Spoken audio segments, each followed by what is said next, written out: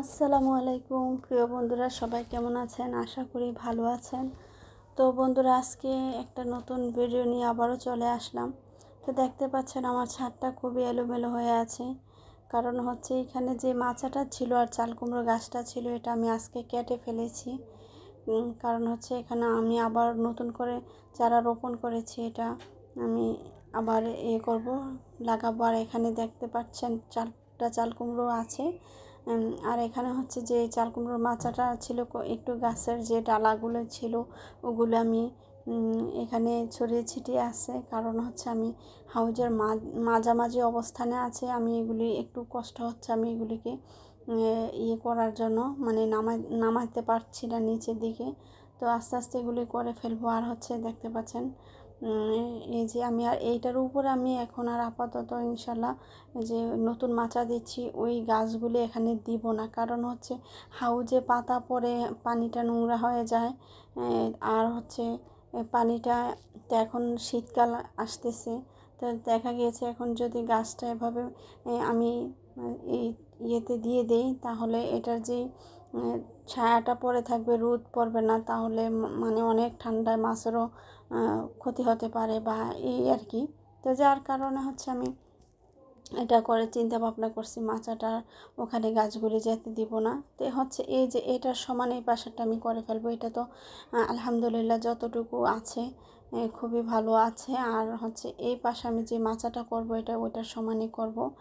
আর এদিকে দেখেন আমি হচ্ছে যেই ডালাগুলি ছিল আমি সব ওই পাশ থেকে এই পাশে নিয়ে আসছি। আর এই যে ছাদের চতুর্পাশে কাপড় পরে আছে অন্য মানুষের, হয়তো বা তারা কাপড়গুলো সুন্দরভাবে দেয় নাই, ক্লিপ দিয়ে দিলে কাপড়গুলি পরতো না। তো এভাবে আর কি পরে গিয়েছে। আর হচ্ছে এই যে আমার এই দেখেন যে বরবটি গাছগুলি আছে বাতাসে সমস্ত গাছগুলি পড়ে গেছে। আসলে বন্ধুরা, আমি হচ্ছে সময়ের জন্য আমি একটু মাচাগুলি করতে পারতেছি না। আর এখানে আমি চারটা যে লাগিয়েছি, পেঁপের চারা লাগিয়েছি, এগুলি এখান থেকে দুটো আমি উঠিয়ে ফেলবো। কারণ হচ্ছে চারটা এখানে সুন্দরভাবে হবে না বা গ্রোথ আসবে না। তো আর এখানে হচ্ছে আমি এই যে মুরগি আজকেও আবার একটা ডিম পেড়েছে। আর যে এই মোরগটা দেখতেছেন, এই মোরগটা আমি আজকে জবাই করে ফেলবো। কারণ এটা একটু সুস্থ হয়েছে, তো আমি ভাবতেছি জবাই করে ফেলবো। আর এখানে দেখেন আলহামদুলিল্লাহ আজকে এই যে চতুর্থবারের মতো আমি আজকে আবারও এই মুরগির ডিম পেলাম। মানে আজকে এই ডিমটা মানে চারটা ডিম পেড়েছে। আর হচ্ছে এই যে খাঁচাটা ছিল, এই খাঁচার মাঝখানে যে ইয়েটা ছিল, পার্টিশনটা ছিল, এটা আমি খুলে ফেলেছি। কারণ হচ্ছে এই মুরগিগুলি একদম নড়াচড়া করতে পারে না, আর ওরাও খুবই মারামারি লেগে থাকে। খুব মানে আমার মনে হচ্ছে যে ওরা খুব কষ্ট পাচ্ছে, জায়গাটা ছোট এরকম মনে হচ্ছে, তাই আমি এটা পার্টিশনটা আমি খুলে ফেলেছি। আর দেখতে পাচ্ছেন একটু বাইরের যে পানি এদিকে চলে আসছে। তার আমার এখানে আসলে যে মোরগ বা মুরগিগুলি এনেছি বা চাচা থেকে টাইগারের বাচ্চাগুলি এনেছি, এগুলো পিওর অরিজিনাল টাইগার কিনা তা আমি জানি না। তো এগুলি থাকতে একটু কষ্ট। আর এই যে মোরগটা আজকে আমি জবাই দিয়ে ফেলবো। কারণ হচ্ছে এটার সাথে আরেকটা ফার্মি মুরগির বাচ্চা আছে, ওইটাও একটু চুপ করে থাকে। তো ভাবলাম যে এই দুইটি জবাই দিয়ে ফেলি, এগুলা থেকে হয়তো ভাইরাস ছড়াইতে পারে, ওই মুরগিগুলিকে ধরতে পারে এই জন্য। আর এদিকে হচ্ছে আমি হাউজের পানিটা ছেড়ে দিয়েছি। এই যে দেখেন আমার শিং মাছ বা মাগুর মাছ একেবারে পানি কমে যাওয়াতে দেখা যাচ্ছে একেবারে। আর এই শিঙের যে ছোট ছোট শিং মাছগুলি একদম ছোট ছোট এখানে ছেড়েছি, 1 মাস হলো। তো দেখতে পাচ্ছেন এখানে বড় বড় মাগুর মাছগুলি আছে। তো মাগুর মাছ অনেকগুলি আমি উঠিয়ে ফেলেছি বা খাওয়া হয়েছে। আর হচ্ছে এখনও আরও কয়েকটা মাগুর মাছ আছে। তো এগুলো আসলে আমার খেতে ইচ্ছে করে না। আমার এই যে দেখার মধ্যে যে একটা সৌন্দর্য বা ওরা খাবার দিলে খেতে আসে। দেখেন আমার এই যে মাছগুলোতে ডিম, মানে মাছের মধ্যে ডিম আছে দেখা যাচ্ছে। ডিমের জন্য হাঁটতে পারতেছে না মাগুর মাছটি। তো আমি আসলে এগুলি খেয়ে ফেললে পারতাম, কিন্তু আমার খেতে খুবই খারাপ লাগে। খারাপ এই জন্যই লাগে। আর মাছ ওদেরকে তো খাওয়ার জন্য আল্লাহ বানিয়েছে। তো আমি হচ্ছে খাই না, এই কারণে ওদেরকে আমি খাবার দিই বা এখানে আমি একটু ওদেরকে আয়সা দেখলে আমার খুবই আনন্দ লাগে। কারণ হচ্ছে আমি যে মাছগুলাকে পালি, তো এগুলা দেখার মধ্যে যে সৌন্দর্যটা বা দেখে যে তৃপ্তিটা পাই হাউজের মধ্যে, তো এটা আসলে এই সেটাই আমি মানে খেলে আমার ওই তৃপ্তিটা আসবে না। তো তাই ভাবি যে বাজার থেকে তো কম বেশি মাছ আনা হয়, আসলে আমার বাচ্চারা মাছ ওইভাবে ওরা খায় না, মানে এটা অন্যভাবে কথাটা নেবেন না বন্ধুরা, ওরা মাছটা একটু বেশি অপছন্দ করে তারা তো এই জন্যই ইয়ে হয় না আর কি। আমার মুরগি বেশি খাওয়া হয়। আর এই যে বেগুন গাছে বেগুন ধরেছে, আর তার আগে যে ইয়েটা দেখছেন বয়মটা, ওখানে আমি কিছু কলা মানে নষ্ট কলা আমি এগুলি পচিয়েছি 3 দিন যাবৎ, তারপর আমি এগুলি গাছের গোড়াতে ড্রাগন গাছে দিয়ে দিলাম।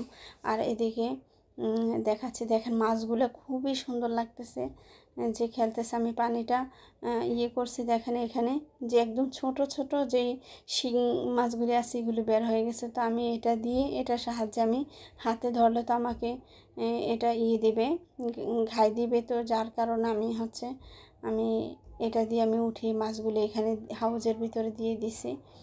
আর এখন পানি ছেড়ে দিয়েছি, কারণ হাউজের পানিটা মোটামুটি ইয়ে করছে। আর এইগুলি যা দেখতে পারতেছেন, এগুলি যে মুরগিকে আমি যে ফিডগুলি দেই, তো ওরা যে এগুলো নষ্ট করে ফেলে, তো আমি এগুলি ফেলে না দিয়ে আমি হাউজে দিয়ে দিই আর কি, যেগুলো চতুর্পাশে ছড়িয়ে ছিটিয়ে পড়ে থাকে। তো আমি এই ফিডগুলি মাছকে দিই। তারপর আমি যে পাউরুটি বা বন যেগুলি খাই ওগুলো দেই, ভাত দেই, মানে মূলত ন্যাচারাল এই খাবারগুলো দিয়ে আমি আসলে মাছের যেই খাবারটা ওইটা আমি খাওয়াই না, খাওয়ানো লাগে না আমার, তেমন অতিরিক্ত কোনো মাছ নেই যে আমি আবার কোনো ওই রকম খাবার খাওয়াইতে হবে। আর এদিকে আমি যে দেশি মুরগির বাচ্চাগুলির ইয়ে করছি, এই পানির কৌটাটাতে দেখেন পানির পাত্রটাতে ময়লা হয়ে আছে, তো এটা পরিষ্কার করে এখন ওদেরকে পানি দিচ্ছি। তো মোটামুটি আগের যে মোরগ মুরগিগুলো আছে আমি ওদেরকেও পানি দিয়ে দিয়েছি, তো এখন ওদেরকে দিচ্ছি।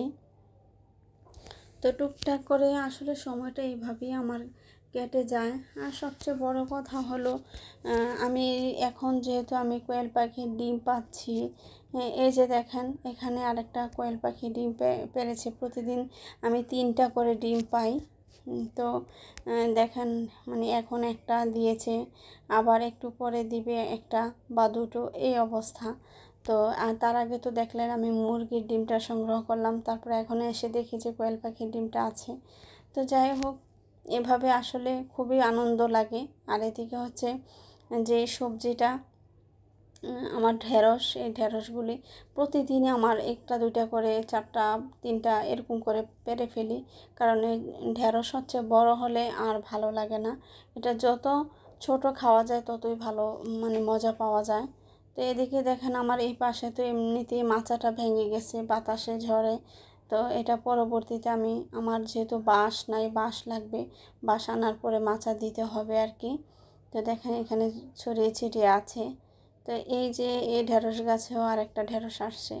তো আমি এই ঢেঁড়সটা কাটার সময় গাছে একটু আঘাত লেগে যায়, জানি না এই গাছটা আর টিকে কিনা। তারপর আমি আর এটাকে কোনো করে নেই, এইভাবে হাতে একটু ধরে দেখলাম, তারপরে এই তো রেখে দিলাম।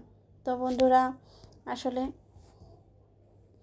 এভাবেই এই যে 2-1টা করে সবজি কেটে নিই, বা মুরগি বা কোয়েল পাখি ডিম দিচ্ছে বা মাছগুলি দেখতেছি, এই তো এভাবে আমার ভালো দিনগুলি আল্লাহ রাব্বুল আলামিন ইয়ে করে আমাকে কাটিয়ে দিচ্ছে, এভাবে সময়গুলা যাচ্ছে। তো আপনারা আমার জন্য দোয়া করবেন। আর আমার ভিডিও যদি ভালো লেগে থাকে আমার পাশে আপনারা অবশ্যই থাকবেন, সাবস্ক্রাইব করে আমার পাশে থাকবেন। আর আমাকে সাপোর্ট দিবেন। আমার যদি কোনো কিছু আমার মনে হয় যে আপনাদের যে আমার এটা করা উচিত, অবশ্যই আপনারা কমেন্টের মাধ্যমে আমাকে জানাবেন, কারণ মানুষ মাত্রই ভুল। তো ইনশাল্লাহ আমি অবশ্যই ওইভাবে চলার চেষ্টা করব। তো আজ দেখতে পাচ্ছেন যে হাউজে পানি মোটামুটি একটু আগের থেকে একটু বেশি হয়েছে। তো আমি বেশি একটা করব না আজকে পানিটা, মানে আর হলে 1 বিঘত হলে আমি বন্ধ করে দিব আর কি। তো আমি এখানে যেই দিছি, যে গাছগুলিতে আমি চা পাতি আগে দিয়ে দিছি। আর এখন হচ্ছে যে সারটা কিনে নিয়ে আসছি ওইটা হচ্ছে আমি একটা পাতিলে এক পাতিল করে ঢেলে এখান থেকে আমি নিয়ে ওইখানে গাছের গোড়ায় মানে প্রতিটা গাছের গোড়ায় গোড়ায় আমি দিয়ে দিচ্ছি। কারণ এখন আমি মাটিটা কোনো কিছুই করব না, এখন জাস্ট এভাবে উপর দিয়ে ছিটিয়ে ছিটিয়ে দিয়ে যাচ্ছি হচ্ছে মাটিটা। পরবর্তীতে আমি কেচি ওই যে কাঁচি বলে, কাঁচির সাহায্যে আমি এগুলি সব মাটিগুলো করবো। আর এখান থেকে গাছগুলি এখানে কয়েকটা গাছ একত্রে আছে, এগুলি আলাদা আলাদা করে একটু মানে দূরত্ব বজায় রেখে আমি এগুলি রোপণ করে দিব। আর হচ্ছে দেখতে পাচ্ছেন এই যে প্রতিটা গাছের গোড়াতে আমি এভাবে দিয়ে দিচ্ছি। আর এখানে যে ঘাসগুলি হয়েছে এগুলো আমি উঠিয়ে আমি মুরগির জন্য মুরগির খাবার হিসাবে আমি দিব আর কি। আর হচ্ছে এখন আমি এই সম্পূর্ণ সারগুলি আমি পুরা এই যে পুরো গাছের ইয়েতে দিয়ে দিচ্ছি। তো পরবর্তীতে আমি কেচে দিই মানে কাঁচির সাহায্যে এগুলো খুঁচিয়ে খুঁচিয়ে মাটির ভিতরে করে দেব। তো এই তো এভাবে আমি আজকের মতো এখানে আমি বিদায় নিচ্ছি। আর ইনশাল্লাহ দেখা হবে যে অন্য একটা ভিডিওতে, কারণ আরও অনেক কাজ বাকি আছে। তো আজ এই পর্যন্তই, আজ আর বেশি কিছু বলবো না। বা আপনারা ভালো থাকেন, তো আপনারা আমার জন্য দোয়া করবেন। ইনশাল্লাহ আল্লাহর জন্য সবাইকে ভালো রাখে, সুস্থ রাখে। আপনারা আমার জন্যও দোয়া করবেন, আমি যেন ভালো থাকি, সুস্থ থাকি, বা আমার যে সময়টা যেভাবে কাটা আল্লাহ যেন ওইভাবে আমাকে